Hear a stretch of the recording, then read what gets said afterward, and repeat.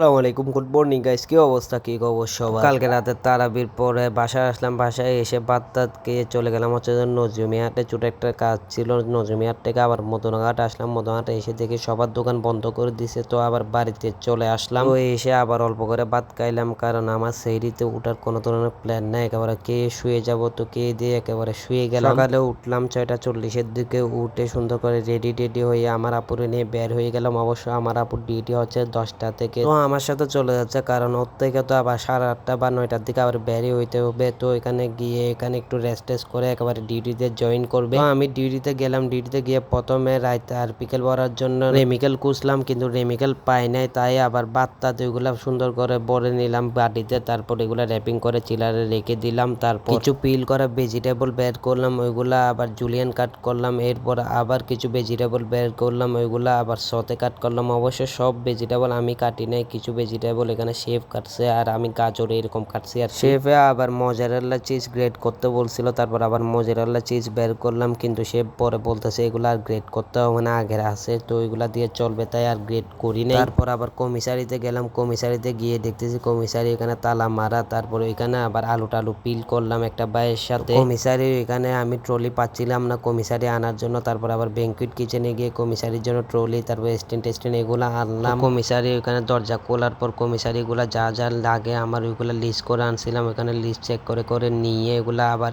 এনে ফ্রিজে অ্যারেঞ্জ করে রেখে দিলাম। তারপর বুফে আউট হওয়ার পর আবার কুল কিচেনে গিয়ে টুকটাক হেল্প করলাম। কুল কিচেনে কাজ করার সময় শেফ আবার ডাকছিল এখানে লুচির গুল্লি বানাইতে হবে এগুলার জন্য, তো এগুলা গিয়ে আবার 30টা মতো বানাইলাম। বানাই এগুলা সুন্দর করে র্যাপিং দিয়ে আবার রেখে দিলাম চিলারে। তারপর আবার শেফে বাটার কাটতে বলছিল, আবার বাটার কেটে ওগুলা র্যাপিং করে আবার ওইগুলাও চিলারে রাখলাম। তারপর রেমিক্যাল বল আনলাম, রেমিক্যাল বল এনে ওগুলাতে রায়তা আর পিকেল বললাম, তারপর এগুলা আবার সুন্দর করে চিলারে রেখে দিলাম। তো এখন একটু গ্যাস টেস কম আর চাপও কম, যার কারণে আমরা খুব রিল্যাক্সে কাজ করতে পারতেছি।